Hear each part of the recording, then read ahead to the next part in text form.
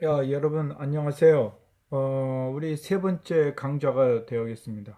지난번에 얘기한 것처럼 저희들이 그 언어의 산책 이야기하면서 제가 그 앞부분 얘기를 했지 않습니까? 그래서 앞에 몇 가지를 얘기했는데 그 얘기한 것 중에 그 제가 그 언어의 특징, 그러니까 인간의 언어가 다른 동물의 의사소통과 일맥상통하는 부분이 있지만 어떻게 다른가라는 것을 그 좀 정확하게 기준을 갖고 구분하는 방식이 있다는 말씀을 드렸죠. 그래서 하케트라는 말씀을 드렸거든요. 그 부분에 대해서 오늘 좀 얘기를 하고 그 다음에 책은 다시 요 다음 강좌에서 돌아가도록 그렇게 하겠습니다. 여기에 좀 써 있는 게 언어학 그리고 동물 의사소통이라고 제목에 써 있습니다. 그래서 들어가면서 위에 잠깐 보면 언어학자들이 언어 연구를 위하여 동물 의사소통에 관심을 가진 것은 당연한 일이고 어쩌면 가장 중요한 이유로서 인간 언어가 바로 진화의 결과물이다. 결국 지금까지 그 많은 사람들이 언어 얘기를 했는데 특히 이 부분에서 우리가 집중을 해야 될 부분이 바로 뭐다?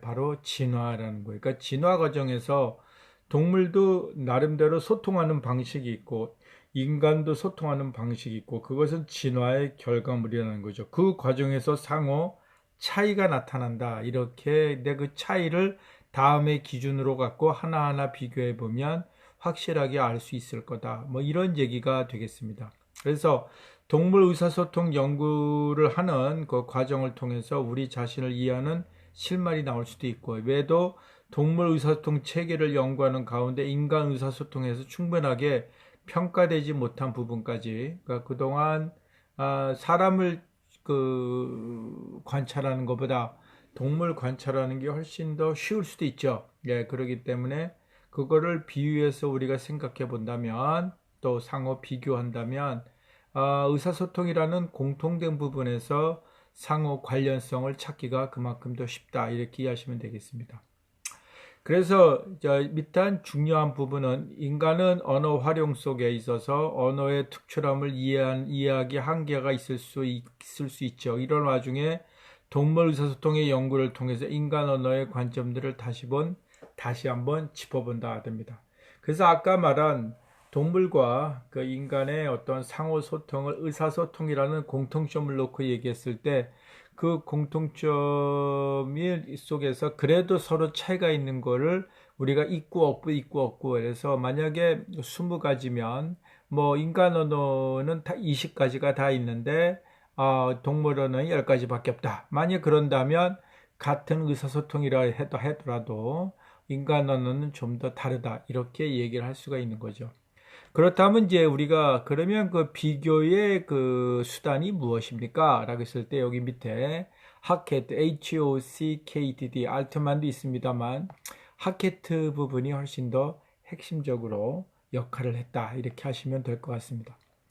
16가지를 하나 읽는데 그 중에 한 10가지 정도가 교과서에 나와 있죠. 요거를 이해하고 교과서에는 좀 더 인간 언어와 동물사 소통을 확실하게 구분할 수 있는 16개 중에 좀 더 추려서 이 교재에 실은 거고요. 여기는 이제 그 나머지 게 무엇이 있는가를 전체적으로 총망라해서 보는 그런 기회를 갖도록 하겠습니다. 그래서 음성 발화, 그래서 청각 상호 연결. 그래서 이것서 우리 지난번에 얘기했습니다만은 소리 또 귀 이것이 기본이다. 이건 뭐 동물도 마찬가지겠죠. 발송 전달 방향성 우리가 대화를 할 때는 서로 마주 봐야 되겠죠. 인간과 달리 동물들은 사실 마주보지 않더라도 의사소통할 수가 있습니다. 예를 들어 고래 같은 경우에는 적도에 있는 고래가 쉽게 얘기해서 만약에 북극에 있는 고래와 어떤 초음파 등 의사소통을 한다면 마주 본다는 것에 대해서는 우리가 조금 방향성이 좀 다른 걸 알 수가 있습니다. 뭐 그런 면에선 동물이 한 수 위다라고 주장하는 분들도 있죠. 또 급격한 쇠퇴란 말은 소리가 나가면 오래 가는 게 아니라 금방 안 들리게 되고 그 다음에 호환성 그러니까 인간들은 모두 개별적으로 메시지 전달자 그 다음에 수용자 다시 얘기해서 자기가 말도 하지만 듣는 사람도 된다는 얘기죠. 그 다음에 그 발송 정보 전체 재확인, 자기 귀로 다시 듣는다는 얘기고요.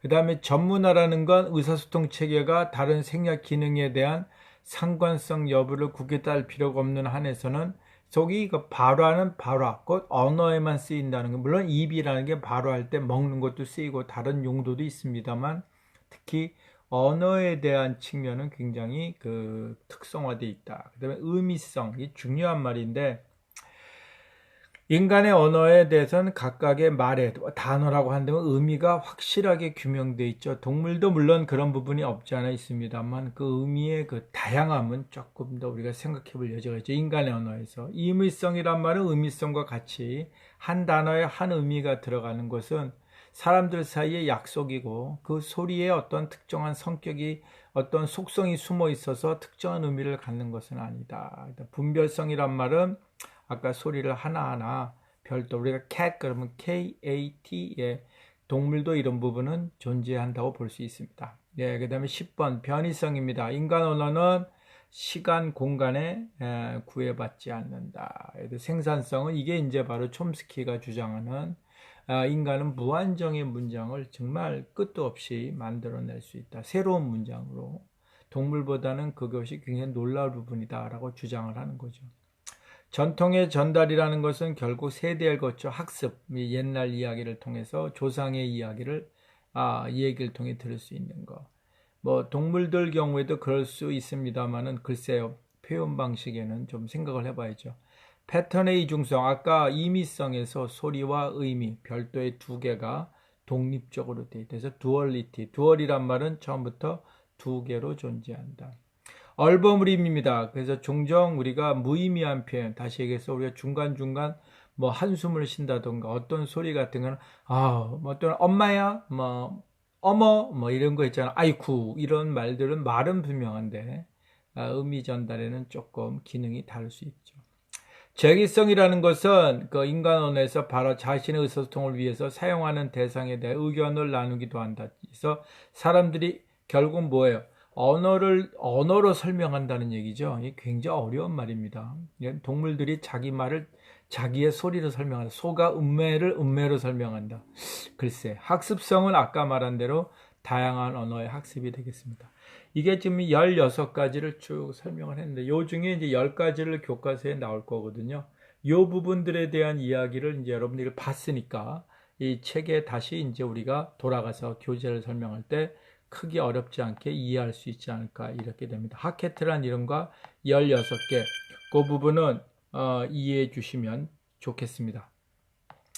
물론 이제 여러 사람들의 방식이 이게 존재해서 여러 페이지가 갈 수가 있습니다만 여기서 여러분들이 이제 중요한 것은 아까 말한 대로 16개, 아까 말한 그 설명했던 요 부분이 우리가 집중해서 볼 요 기준들이 요게 이제 각각의 동물의 의사소통과 인간의 있느냐, 있으면 어느 정도 있느냐, 어떤 양적인 측면도 보고 또 있다 하더라도 질적인 측면도 볼 수 있죠. 그러나 있고 없고만 따지면 상당히 그 어떤 동물들은 16가지 중에 거의 10서너 가지까지 오기도 해요. 예, 이런 거를 생각하면 있고 없고로 따지는 것도 중요하지만 각각의 항목의 어떤 아까 말한 양적, 질적을 따지면 좀 더 내부적으로 소상히 볼 수 있는 여지가 있지 않을까 이렇게 이야기하면서 오늘 그 교재에 들어가는 그 앞부분에 대한 그 이익 중에 이 부분을 먼저 설명하면서 다시 한번 앞에 언어의 특징에 대해 설명하는 그러한 시간을 갖도록 하겠습니다. 자, 수고하셨고요. 다음 시간에 보도록 하겠습니다.